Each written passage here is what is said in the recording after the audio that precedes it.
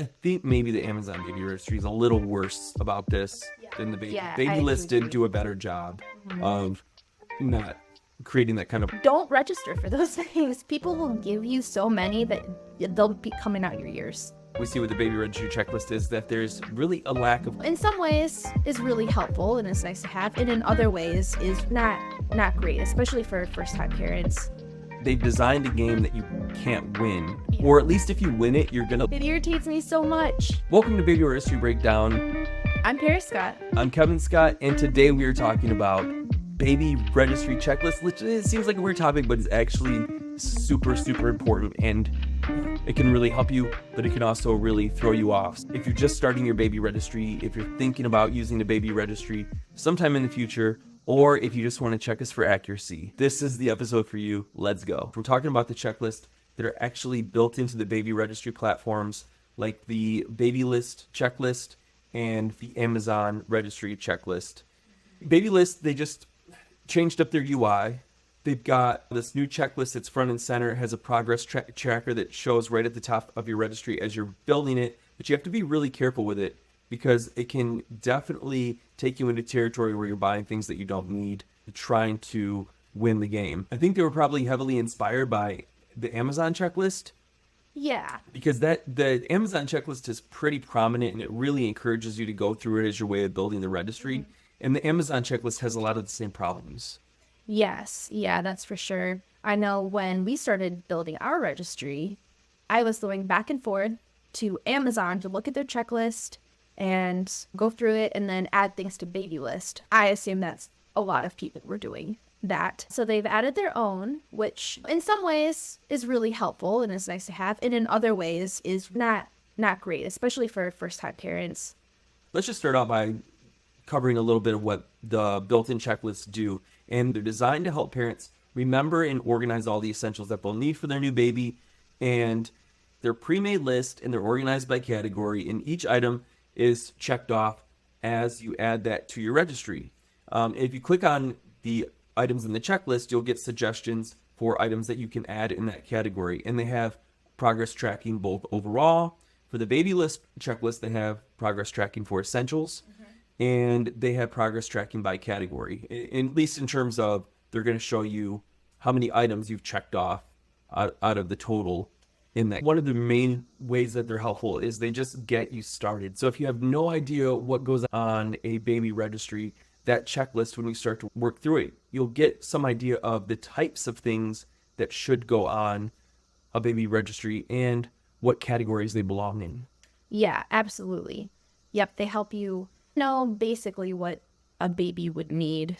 If people have offered you baby things that they don't use anymore or don't need, and you're like, I don't know if we need that, I don't know if a baby needs that, well, now you know. Yeah.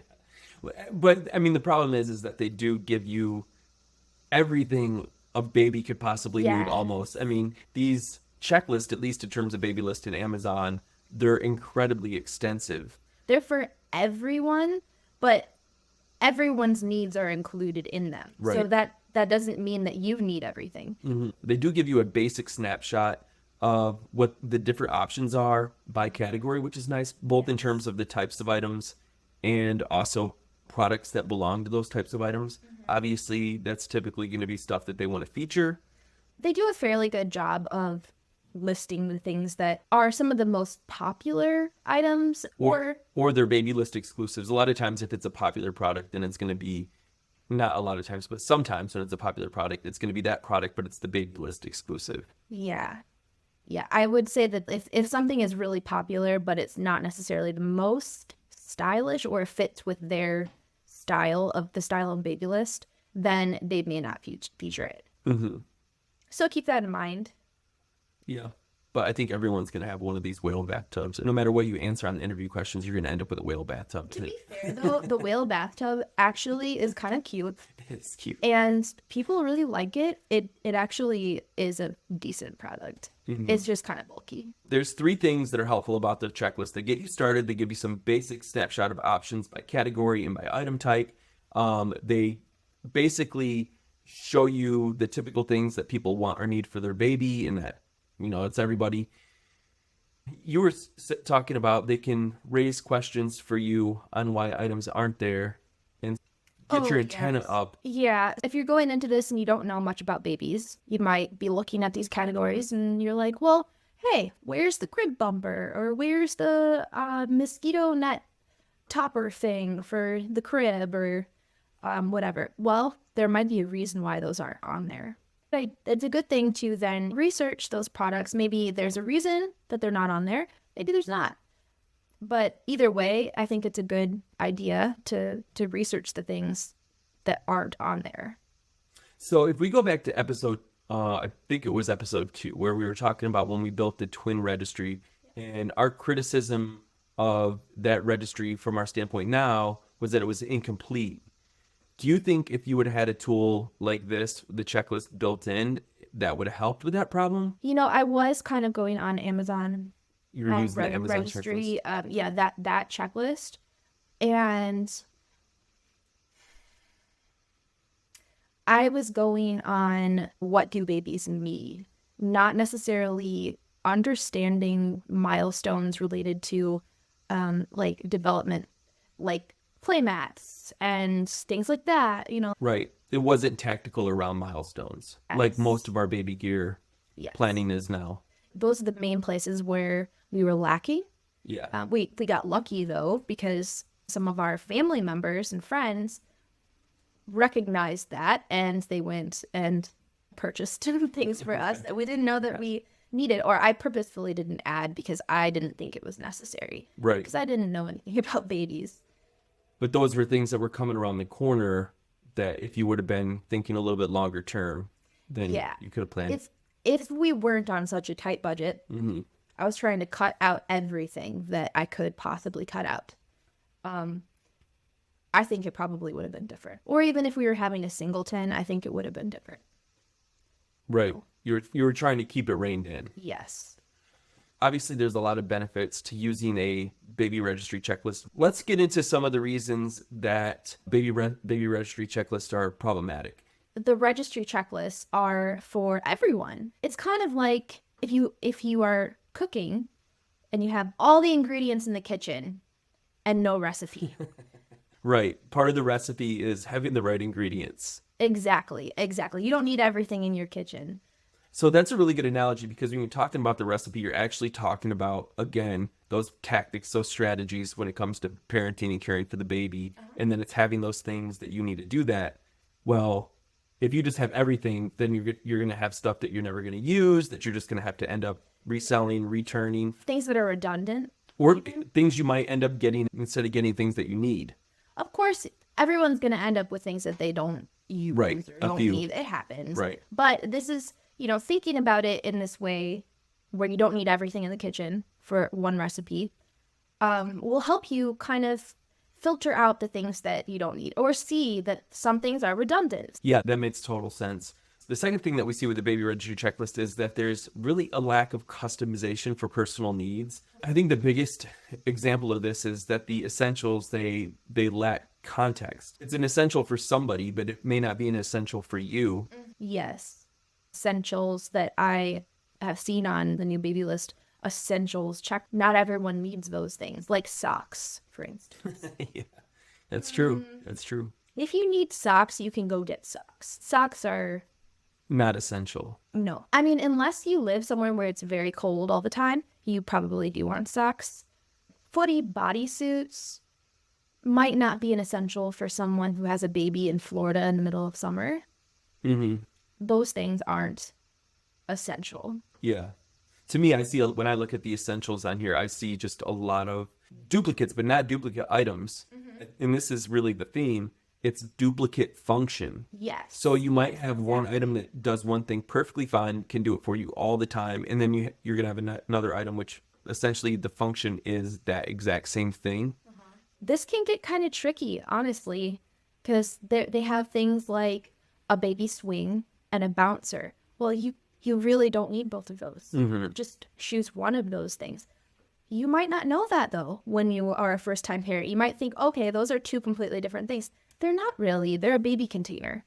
That's what they are. Yeah, the booties. the bodysuits, the footies, the hats, the pants, the socks, all of those are not correct. It's in the clothing. Well, there's no essentials in the play category, so there you go. Yeah, well, they That one shouldn't have makes it had easy. any of those things as essentials. Or they should have made the categories more broad.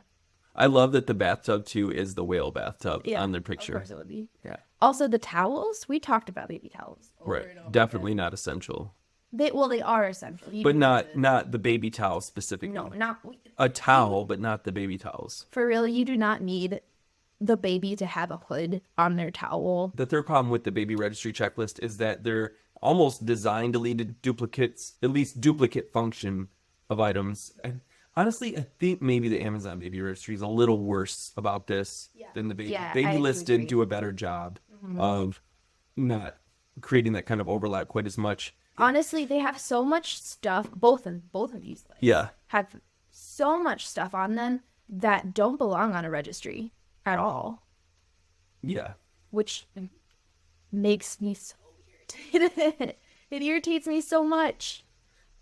Right. And that brings us to the next issue with these baby registry checklists. They can really lead to overwhelm because now you Yes. think you have to shop for all these different items that and you don't even need half of them. No, So probably more than half actually. at the very least, you have to figure out, well, why don't I need this? Even if you're ultimately not willing to register for it, you're trying to figure out why you don't need to register for it. And that can be a whole thing. Every one of those can be a rabbit hole. Another thing is there are like kind of go-to gifts that people like to give you. Like people like to give books. They like to give plushy toys. They like to give things like baby blankets. Don't register for those things. People will give you so many that they'll be coming out your ears. So not only overwhelmed, but and that's the whole idea is that you're going to put things on there that you normally wouldn't put on there, that you wouldn't think about, that you don't necessarily need, but now you're just trying to check it off the list. It goes on there, and whether you're buying it for yourself or someone's buying it off your registry, it's just flat out overspending. Even if you're getting something as a gift, there can be a cost in getting a bunch of things you don't need, and typically that cost is going to be having to return it, having to store it, having to move it around, taking time to resell it at the worst possible time when you're trying to take care of a newborn. There's a cost. Where you would rather have those resources go is to something like a diaper fund, which is actually useful rather than some like travel system you don't need because you checked off the stroller and you checked off the infant car seat. And the wagon. The last problem I want to mention with the baby registry checklist, and this really bothers me as a designer, is that they've designed a game that you can't win. Yeah. Or at least if you win it, you're going to lose in real life. If you're going to have like a progress check, the destination should be a place that leaves your customer in a really good spot. And I think if you actually went through and you completed any of these checklists, you would be in a world of hurt. It really have to be careful when it comes to gamifying a baby registry, right? It's kind of a dick move, honestly. Yeah. If the outcome isn't something that leads to benefits for the parent, for the family, for the baby. Yeah. Well, what ends up happening is if you don't complete it, first-time parents end up feeling like, uh-oh, we're missing stuff. We're not going to be prepared. So a feeling of just being unprepared. Whereas vice versa, when you have checked everything off, have everything on there, that's too much stuff. You don't need all of it. Plus, not everybody gets all of that stuff. There's stuff that needs to take priority. And if you don't end up getting everything on your registry, you also might be unprepared. Right. So it really, truly is a lose-lose Yeah. situation. Yeah. You don't want to hit 100%. No, you don't. If you're starting your registry on Baby List, if you're starting your registry on Amazon, and you're going through the checklist, you heard it here, you do not want to hit 100%. No. That is going to be a problem for you, more than likely. The only way you should hit 100% is if you check it off because you don't need it. You can do it on both Amazon or Baby List. You can go through and check off on your checklist the things that you don't need or you're going to get from someone else or you already have, all of those things. You can just check them right off.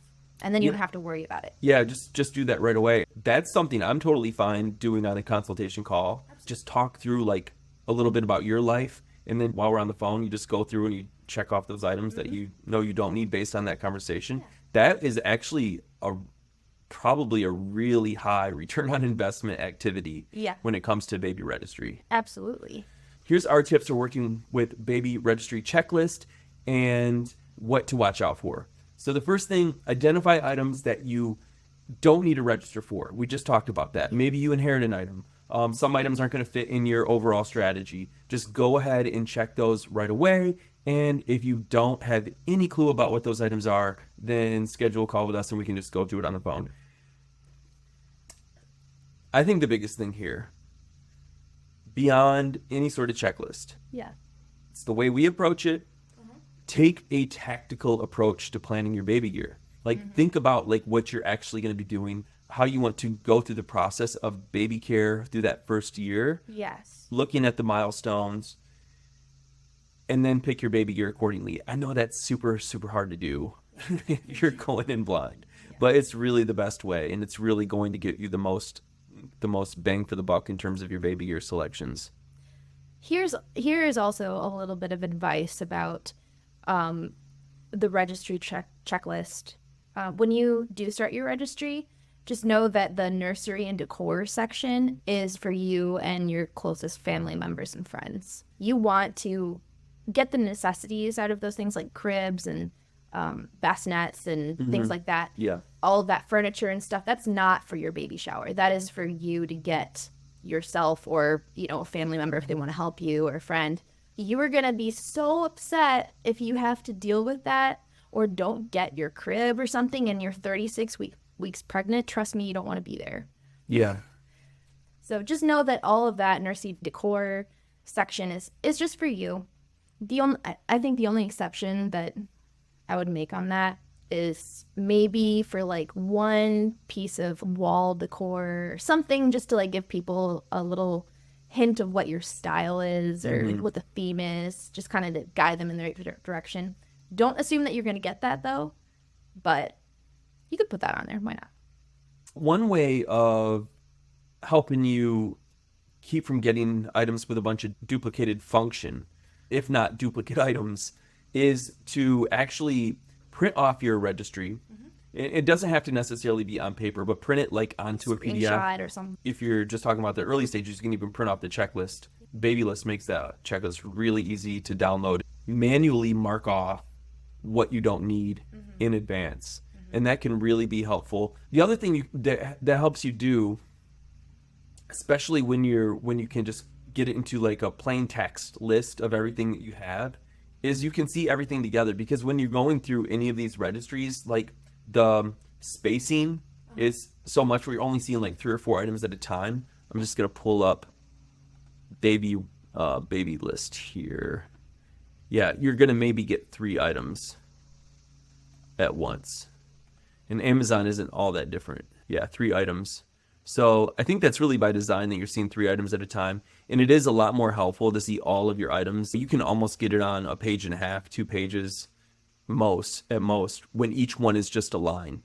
So that really helps you get a better overview of your registry. Another tip, keep your registry organized. Yeah. And that's really going to help you understand what you have and be able to sort of compete against the checklist when it gets to that point, because you're like, no, I already understand I have this in this category, it's doing this. It doesn't matter that I have 5 of 7 items checked off or 7 of 7 items checked off. Don't have too much clutter in there as far as Another thing I would recommend doing before you send out your baby registry is have someone that you trust review it and take a look at it before you send it out to everybody. And especially if that person has experience with babies and knows it is a parent, that is helpful, because then they can see it and they go, oh, why would you have this and this? And even if you're going to disagree with them on some things, like at least they can give you that perspective and raise some questions for you. Or they could be like, oh, I see that you have this, but you know what? You're also going to need that. Right. Helpful. That is helpful. Your friends, I'm sure, have lots and lots of opinions about what you need. Yeah. Take things with a grain of salt. Do your own research. Right. Yeah, but it can help you find some blind spots for sure. Absolutely. Yeah. Listen, hear them. Focus on the items that you want, the way that the way that you see this going once baby arrives, and then promote the diaper fund. Don't feel like you need a gazillion billion items. I mean, maybe that's your approach. Maybe you have a more like scattershot approach. Next week, we're actually going to talk about some different strategies, big sort of conceptual strategies when it comes to building a baby registry. We obviously both have our go-tos, but we're going to talk about some different ways that you can approach it. In summary, when it comes to the baby registry checklist, use the checklist, but then follow our tips to make them more useful and avoid some pain for yourself in the future. You can always schedule a call with us and we can help you work through some of these things initially and probably save you a ton of time. I also wanted to say that we like Baby List. We use it all the time. We like Amazon. We like those checklists are great. Like we said, it's great to have, some structure and to give you some good ideas of what you need. And this is a case where we are picking on some of our favorite baby registry platforms. Yeah. They're great. They're so easy to use. Yeah. The checklist is helpful to a point. Yeah. We're not saying don't use it. The advice is to not lean on it too much. Yes, exactly. And to just let you know where it can lead you astray. And also, I think it is the way these are designed, it is worth a little bit of criticism. Absolutely. This being our 10th episode, show us some love. I didn't want to say this kind of stuff before when it was like super early, because like, what if we quit? Because like very few podcasts make it to 10 episodes. Ridiculously low number. But we're doing this and we have a lot more episodes planned. And that would just mean a ton to us if you could go to Apple Podcasts or Spotify where you listen and leave a review. And if you're watching on YouTube, leave a comment and let us know what you think. That's it for today's episode. Definitely be careful when you're starting your baby registry and using those checklists. Thank you so much. Good luck, guys. We'll talk to you later. Okay, guys, it's time to lay down and go to sleep. This is Dad.